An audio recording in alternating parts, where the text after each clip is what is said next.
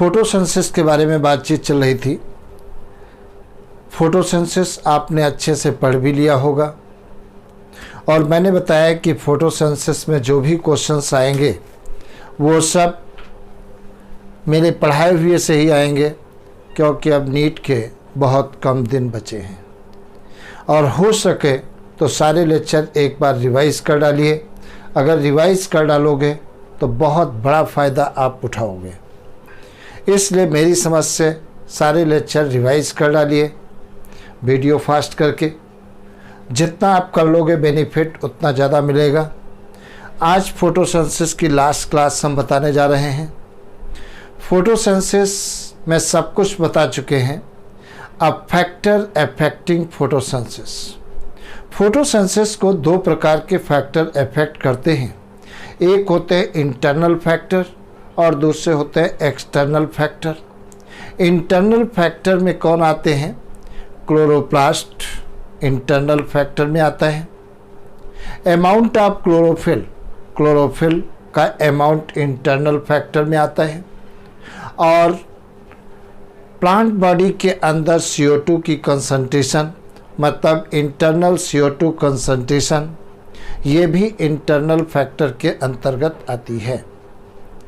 External factor के अंतर्गत light है, टेम्परेचर है, वाटर है, विंड है और CO2 की कंसंट्रेशन, ये सब किस में आते हैं? एक्सटर्नल फैक्टर के अंतर्गत आते हैं। तो ये किस में आए? एक्सटर्नल फैक्टर के अंतर्गत आते हैं। एक बात तुम्हें याद रखना है, लॉ ऑफ लिमिटिंग फैक्टर किसने दिया था? ब्लैकमॉन्स ने दिया था। किसने दिया था? ब्लैकमॉन्स ने दिया था लॉ ऑफ लिमिटिंग फैक्टर। तो ये क्वेश्चन पूछा जा सकता है कि लॉ ऑफ लिमिटिंग फैक्टर किसने दिया था? लॉ ऑफ लिमिटिंग फैक्टर ब्लैकमॉन्स ने दिया था। तो ये बात तुम्हें याद रखना है, लॉ ऑफ लिमिटिंग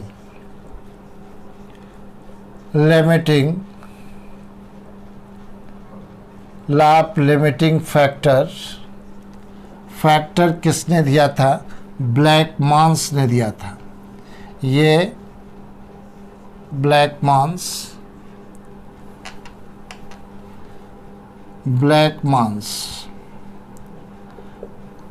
ने दिया था, लॉ ऑफ लिमिटिंग फैक्टर दिया था। और ये भी पूछ सकते हैं ब्लैकमॉन्स ने लॉ ऑफ लिमिटिंग फैक्टर कब दिया था? तो 1905 में दिया था। ये बात तुम्हें याद रखनी है। तो लॉ ऑफ लिमिटिंग फैक्टर किसने दिया था? ब्लैकमॉन्स ने दिया था। लॉ ऑफ लिमिटिंग फैक्टर में ब्लैकमॉन्स ने क्या बताया था? कहा था कि अगर कोई प्रोसेस है, उस प्रोसेस को बहुत सारे फैक्टर एक साथ कंट्रोल कर रहे हैं, तो उस रिएक्शन के लिए लॉ ऑफ फैक्टर को, लिमिटिंग फैक्टर का काम कौन करेगा? जिस फैक्टर की क्वांटिटी सबसे कम होगी, लीस्ट होगी। तो जैसे फोटोसिंथेसिस के लिए लिमिटिंग फैक्टर का काम कौन करता है? कार्बन डाइऑक्साइड करती है। तो याद तुम्हें रखना है, लॉ ऑफ लिमिटिंग फैक्टर किसने दिया था? ब्लैकमॉन्स ने दिया था। और फोटोसिंथेसिस के लिए लॉ ऑफ लिमिटिंग फैक्टर का कौन काम करता है? कार्बन डाइऑक्साइड करती है। तुम्हें ये भी याद रखना है, एटमॉस्फेयर में कार्बन डाइऑक्साइड की कंसंट्रेशन कितनी होती है? 0.03% होती है। ये भी क्वेश्चन कई बार पूछा गया है कि एटमॉस्फेयर में कार्बन डाइऑक्साइड की परसेंटेज कितनी होती है? 0.03% होती है। तो ये लिमिटिंग फैक्टर के बारे में मैंने बताया। दूसरी बात देखा जाए, इंटरनल फैक्टर की बात हम करते हैं। सबसे पहले क्लोरोप्लास्ट की बात करते हैं। देखिए, क्लोरोप्लास्ट जितनी ज़्यादा मात्रा में होगा, फोटोसिंथेसिस उतनी ज़्यादा मात्रा में होगी, प्रोडक्ट उतना ज़्यादा बनेगा। दूसरी बात देखा जाए, अमाउंट ऑफ क्लोरोफिल, ये भी क्लोरोफिल का अमाउंट जितना ज़्यादा होगा, फोटोसिंथेसिस उतनी ज़्यादा होगी, प्रोडक्ट उतना ज़्यादा बनेगा। अगर कोई लीफ ऐसी है जो येलो कलर की है, तो येलो कलर वाली लीफ में फोटोसिंथेसिस नहीं होगी, मतलब उसमें स्टार्च का फॉर्मेशन, शुगर का फॉर्मेशन नहीं होगा। या कोई वेरीगेटेड लीफ है, मतलब कहीं कहीं पर ग्रीन है, कहीं कहीं पर येलो कलर के स्पॉट पत्ती के ऊपर पड़े हैं, तो लीफ का जो पार्ट ग्रीन होगा वहाँ पर तो फोटोसिंथेसिस होगी, लेकिन येलो स्पॉट पर फोटोसिंथेसिस नहीं होगी। ये बात तुम्हें याद रखना है। दूसरी बात देखा जाए, अगर जो हम पत्ती के आधे पार्ट को पेपर से ढक दें और आधा पार्ट एक्सपोज रखें, तो जिस पार्ट पर लाइट पड़ेगी उसी पार्ट में फोटोसिंथेसिस होगी, स्टार्च का फॉर्मेशन होगा, और जो पार्ट ढका हुआ है उसमें स्टार्च का फॉर्मेशन नहीं होगा, मतलब वहाँ पर फोटोसिंथेसिस नहीं होगी। अगर हम KOH सॉल्यूशन से भरी हुई एक बोतल ले लें और ऐसे लीफ का आधा पार्ट KOH सॉल्यूशन में डुबा दें और आधा पार्ट बाहर रखें, तो बाहर वाले पार्ट में फोटोसिंथेसिस होगी, और जो पार्ट KOH सॉल्यूशन में डूबा हुआ है वहाँ पर फोटोसिंथेसिस नहीं होगी। क्यों?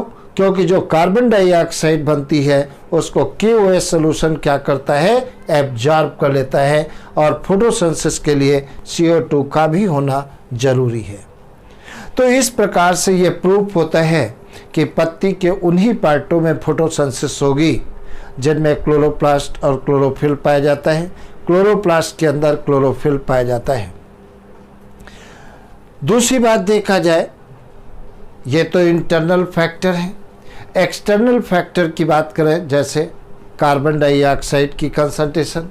अगर कार्बन डाइऑक्साइड की कंसंट्रेशन 0.03 से बढ़ा करके कितनी कर दी जाए, 0.05 तक कर दी जाए, % तक कर दी जाए, तब फोटोसिंथेसिस की रेट बढ़ती है। लेकिन उसके बाद में अगर CO2 की कंसंट्रेशन अपन बढ़ाते हैं तो फोटोसिंथेसिस डिक्लाइन होने लगता है, डिक्रीज होने लगता है। तो CO2 की कंसंट्रेशन एक लिमिट तक बढ़ाते हैं तब तो बढ़ता है, लेकिन उस लिमिट के बाद में रेट ऑफ फोटोसिंथेसिस डिक्रीज होने लगती है। दूसरी बात देखा जाए, लाइट की बात करें, तुम्हें मालूम है फोटोसिंथेसिस लाइट डिपेंडेंट रिएक्शन है, और फोटोसिंथेसिस मैंने तुमको बताया है ब्लू लाइट में सबसे ज़्यादा होती है, रेड लाइट में उससे कम होती है। दूसरी बुकें उठाकर देखोगे NCERT को छोड़ करके तो लिखा है रेड लाइट में ज़्यादा होती है, ब्लू लाइट में उससे कम होती है, जो कि गलत है। जो NCERT में लिखा है वही हमें फॉलो करना है। तो ब्लू लाइट में फोटोसिंथेसिस सबसे ज़्यादा होती है और रेड लाइट में उससे कम होती है, ये बात NCERT में लिखी है। दूसरी बात देखा जाए, लाइट की इंटेंसिटी अगर जो आप बढ़ाते हो तो एक पीरियड तक तो लगातार फोटोसिंथेसिस की रेट बढ़ती है, लेकिन उसके बाद अगर लाइट की इंटेंसिटी बढ़ाते हो तो रेट ऑफ फोटोसिंथेसिस डिक्लाइन होने लगती है। क्यों? क्योंकि क्लोरोफिल का सोलराइजेशन होने लगता है, क्लोरोफिल नष्ट होने लगता है, और जब लीफ के अंदर क्लोरोफिल नष्ट होने लगेगा तो फोटोसिंथेसिस क्या हो जाएगी, कम हो जाएगी।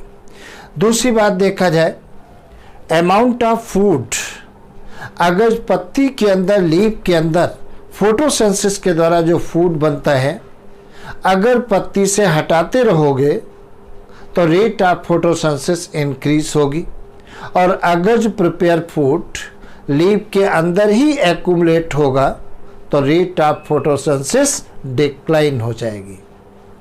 तो अगर लीफ के अंदर फूड एक्यूमुलेट होता रहेगा तो रेट ऑफ फोटोसिंथेसिस लो हो जाएगी, और अगर जो प्रिपेयर फूड वहाँ से ट्रांसपोर्ट होता रहेगा तो रेट ऑफ फोटोसिंथेसिस इंक्रीज होगी।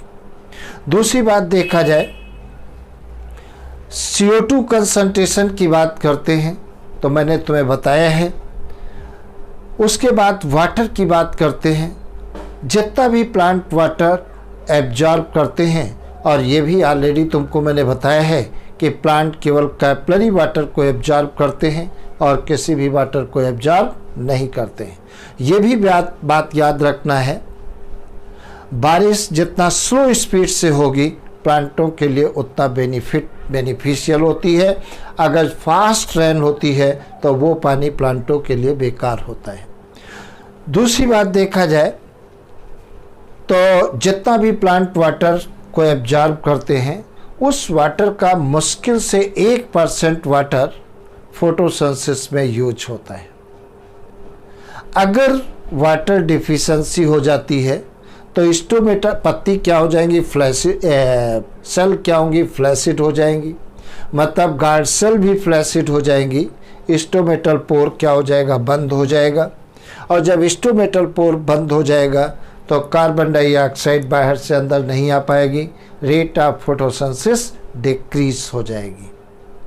उसके बाद एक बात और तुम्हें बताएं, अगर फोटोसिंथेसिस और रेस्पिरेशन में कंपेयर किया जाए तो rate of photosynthesis 10 time greater than respiration. Photosynthesis की रेट 10 गुना तेजी से होती है रेस्पिरेशन की तुलना में। एक बात और बता दें, कोई भी प्लांट है उसकी कुछ पत्तियों को अगर जो हम तोड़ करके अलग कर देते हैं, कुछ लीफ को हम रिमूव कर देते हैं फ्रॉम प्लांट, तो रेट ऑफ फोटोसिंथेसिस बढ़ जाती है, टोटल प्रोडक्शन कम हो जाएगा, रेट ऑफ फोटोसिंथेसिस इंक्रीज हो जाती है। अगर जो प्लांट से कुछ लीफ को, ग्रीन लीफ को रिमूव कर दिया जाए तो रेट ऑफ फोटोसिंथेसिस बढ़ जाती है, लेकिन टोटल प्रोडक्टिविटी कम हो जाएगी, क्योंकि बहुत सारी लीफ थी ग्रीन प्लांट पर लगी हुई थी तो सभी फोटोसिंथेसिस कर रही थी, प्रोडक्शन कार्बोहाइड्रेट का ज़्यादा हो रहा था। लेकिन अगर जो हम कुछ ग्रीन लीफ को हम अलग कर देंगे तो रेट ऑफ फोटोसिंथेसिस बची हुई जो पेड़ में पत्तियां हैं उनमें बढ़ जाएगी, लेकिन टोटल प्रोडक्टिविटी कम हो जाएगी। विंड भी इफेक्ट करती है फोटोसिंथेसिस को। कैसे? विंड की बात करते हैं तो अगर स्लो स्पीड से हवा बहती है तो रेट ऑफ फोटोसिंथेसिस इंक्रीज हो जाती है। अगर जो एयर हाई वेलोसिटी के साथ फ्लो करती है, अगर एयर हाई वेलोसिटी के साथ में फ्लो करती है तो रेट ऑफ फोटोसिंथेसिस कम हो जाती है। व्हाई? क्योंकि हाई वेलोसिटी से जब विंड फ्लो करती है, मतलब आंधी आती है, तो उस एयर में बहुत सारे डस्ट पार्टिकल होते हैं और वो डस्ट पार्टिकल स्टोमेटल एपर्चर पर जाकर के पड़ जाएंगे। जब स्टोमेटा पोर के ऊपर डस्ट पार्टिकल पड़ जाएंगे तो स्टोमेटा क्या हो जाएगा, पोर ढक जाएगा, गैसों का एक्सचेंज ब्लॉक हो जाएगा या कम हो जाएगा, तो रेट ऑफ फोटोसिंथेसिस कम हो जाती है। तो तुम्हें याद रखना है, अगर जो एयर स्लो स्पीड से बहती है तो रेट ऑफ फोटोसिंथेसिस क्या होती है, बढ़ती है। और अगर जो विंड हाई वेलोसिटी के साथ में फ्लो करती है तो रेट ऑफ फोटोसिंथेसिस डिक्लाइन हो जाती है, क्योंकि number of stomata R block bye dust particle. बहुत सारे स्टोमेटा डस्ट पार्टिकल के द्वारा ब्लॉक कर दिए जाते हैं। अगर तुमको मैंने बताया वाटर के बारे में, अगर वाटर की कमी हो जाती है तो पत्तियां विल्ट भी हो जाती हैं, मुरझा भी जाती हैं, और जब मुरझा जाती हैं तो स्टोमेटा भी बंद हो जाते हैं। अब बाहर से CO2 अंदर नहीं जा पाएगी। तो ये तुमको एक बात और तुम्हें पढ़ाते समय बताया था, प्लांट वाटर रिलेशनशिप जब पढ़ा रहे थे। जैसे सुबह शाम देखते हो, जैसे घरों में गमलों में प्लांट लगा लेते हैं छोटे छोटे, मई जून के महीने में देखिए तो सुबह शाम प्लांट पत्तियां एकदम खिली रहती हैं, प्लांट एकदम खिला रहता है। लेकिन दोपहर के समय मई जून में जो छोटे छोटे नन्हे नन्हे पौधे होते हैं, दोपहर में क्या होते हैं, मुरझा जाते हैं। क्यों ऐसा होता है? क्योंकि सुबह शाम क्या होता है, rate of water absorption high होता है और रेट ऑफ ट्रांसपायरेशन कम होता है। तो जब वाटर एब्जॉर्प्शन ज़्यादा होगा और ट्रांसपायरेशन कम होगा तो लीफ की जो सेल्स होंगी वो टर्जिट हो जाएंगी और पत्तियां खिल जाएंगी, मतलब प्लांट खिला रहेगा। लेकिन दोपहर के समय क्या होता है, rate of transpiration higher than rate of water absorption, मतलब वाटर कम एब्जॉर्ब हो पाता है लेकिन रेट ऑफ ट्रांसपायरेशन हायर होती है। तो फोटोसिंथेसिस क्या हो, ये तो पत्तियाँ फ्लैसिड हो जाती हैं, लीफ फ्लैसिड हो जाती हैं और पत्तियाँ मुरझा कर लटक जाती हैं। तो उसी को क्या कहते हैं, वेल्टिंग कहते हैं। वेल्टिंग भी दो प्रकार की होती है, एक तो टेम्परेरी वेल्टिंग और दूसरी परमानेंट वेल्टिंग। टेम्परेरी वेल्टिंग का एग्जाम्पल मैंने अभी अभी बताया। परमानेंट वेल्टिंग में क्या होता है, अगर सॉइल के अंदर वाटर की डिफिशेंसी हो जाती है, अगर सॉइल के अंदर वाटर की डिफिशेंसी हो जाएगी तो प्लांट की पत्तियां हमेशा के लिए मुरझा जाएंगी। अगर तुरंत प्लांट को वाटर सप्लाई नहीं किया गया तो प्लांट सूख जाता है। तो ये सारी बातें तुम्हारी थी जो किस में थी, एक्सटर्नल और इंटरनल फैक्टर्स के बारे में थी। टेम्परेचर के बारे में एक बात और देख लीजिए, टेम्परेचर अगर एक लिमिट तक बढ़ाओगे, जैसे सुबह से लेकर के और लगभग 11-12 बजे तक रेट ऑफ फोटोसिंथेसिस बढ़ती है। 12 बजे के बाद में फिर रेट ऑफ फोटोसिंथेसिस कम हो जाती है। ऐसा क्यों होता है? फोटोसिंथेसिस में मैंने बताया है दो रिएक्शन होती है, एक लाइट रिएक्शन और दूसरी डार्क रिएक्शन। लाइट रिएक्शन में लाइट का यूज होता है। इस लाइट रिएक्शन में कोई एंजाइम यूज नहीं होता है, मतलब एंजाइम डिपेंडेंट रिएक्शन नहीं है, केवल लाइट डिपेंडेंट रिएक्शन है। और तुम्हें मैंने बताया लाइट रिएक्शन कहाँ पर होती है, ग्रेनम और स्ट्रोमा लैमेली में होता है। और डार्क रिएक्शन देखा जाए कहाँ पर होता है, स्ट्रोमा में होता है। कहाँ पर होता है, स्ट्रोमा में होता है। और डार्क रिएक्शन एक एंजाइमेटिक रिएक्शन है और एंजाइम टेम्परेचर के प्रति बहुत ज़्यादा सेंसिटिव होते हैं। तो एक जब तक ऑप्टिमम टेम्परेचर के लिमिट तक तो एंजाइम अच्छे से काम करते हैं, और जहाँ ऑप्टिमम टेम्परेचर से ज़्यादा टेम्परेचर हो जाएगा एंजाइम डिस्ट्रॉय होने लगते हैं, और जब एंजाइम डिस्ट्रॉय हो जाएंगे तो रेट ऑफ फोटोसिंथेसिस कम हो जाएगी। तो ये बात याद रखना, जो डार्क रिएक्शन होती है उसे बायोसिंथेटिक फेज कहते हैं या एंजाइमेटिक रिएक्शन भी कहते हैं, फेज कहते हैं। तो इसमें एंजाइम का यूज होता है और एंजाइम टेम्परेचर के प्रति बहुत सेंसिटिव होते हैं। तुमको एक बात और मालूम है, 0 डिग्री सेंटीग्रेड पर एंजाइम नष्ट नहीं होते हैं, बल्कि एंजाइम इनएक्टिव हो जाते हैं।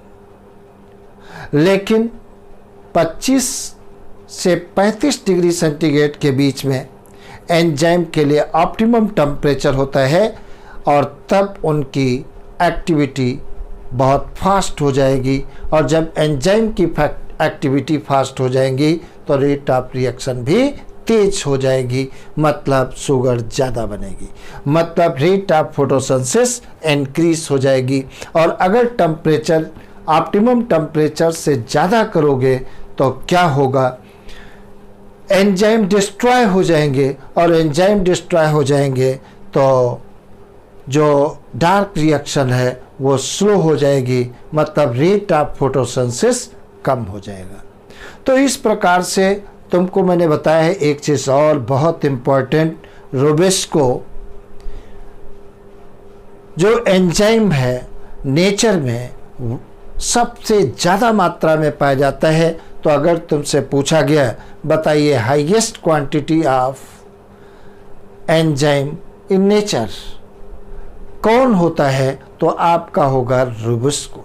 या ये भी पूछ सकते बताइए नेचर में कौन सी प्रोटीन सबसे ज़्यादा मात्रा में पाई जाती है, तो आपका आंसर होगा रोबेस्को।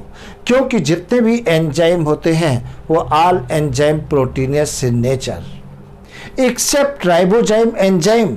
2017 में यह क्वेश्चन आया था कि कौन सा एंजाइम, ये क्वेश्चन पूछा गया था कि सारे एंजाइम नेचर में प्रोटीन होते हैं एक्सेप्ट, तो आंसर क्या था, राइबोजाइम एंजाइम। राइबोजाइम एंजाइम किसका बना होता है, आरएनए का बना होता है।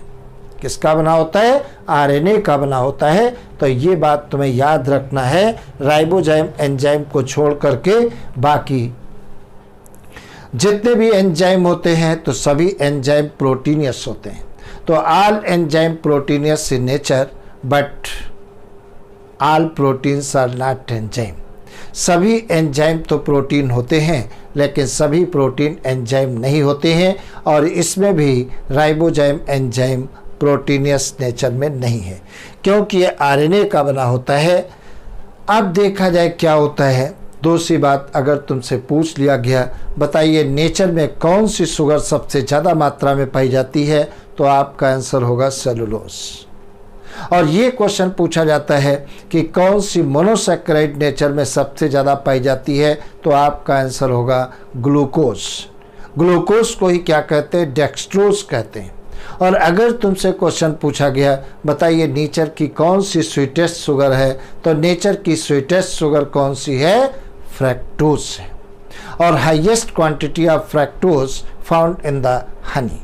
सबसे ज़्यादा मात्रा में फ्रैक्टोज किस में पाया जाता है, शहद में पाया जाता है।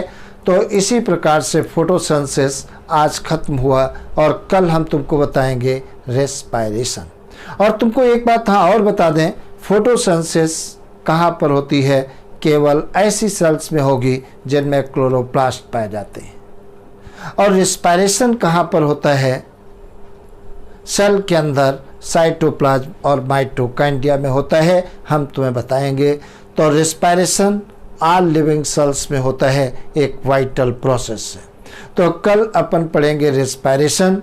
अब लगातार रेस्पिरेशन और प्लांट ग्रोथ रेगुलेटर्स नीट के पहले हमें ख़त्म करना है, और अच्छे से पढ़ाई करिए, जम करके पढ़ाई करिए, एक एक सेकंड का यूज़ करिए, और निश्चित रूप से 100% आप डॉक्टर बनेंगे अगर ईमानदारी से पढ़ोगे। और जितने भी लेक्चर हैं उनको वीडियो की स्पीड थोड़ा फास्ट कर लीजिए और एक बार रिवाइज कर लीजिए, क्योंकि जितने भी चैप्टर मैंने पढ़ाए हैं लगभग सारे पॉइंट मैंने वीडियो में इंक्लूड कर लिया है। क्योंकि बुक पढ़ोगे तो तुम्हें छांटने में देर लगेगी, और वीडियो जब पढ़ोगे तो अब कम समय में आप बहुत कुछ सीख लोगे। इसलिए ज़्यादा बेटर रहेगा आप वीडियो का आप यूज करें, क्योंकि बुक का समय अब ख़त्म हो गया है। दूसरी बात, एक बात और बता दें, 10 तारीख से केमिस्ट्री और बायो ऑनलाइन क्लासेस हम शुरू करने जा रहे हैं। तो जिन बच्चों को केमिस्ट्री और बायो ज्वाइन करना है वो आराम से फ़ोन कर सकते हैं। कमेंट बॉक्स में अपना नाम और अपना मोबाइल नंबर डाल दें और हम बात कर लेंगे, या हमारे व्हाट्सएप नंबर पर जाइए तो वहाँ पर मेरा भी नंबर आपको मिल जाएगा, आप मुझसे बात करें। तो 10 तारीख से हम ऑनलाइन क्लासेस भी शुरू करने जा रहे हैं, और यूट्यूब तो ऐसे ही चलता ही रहेगा। Best of luck.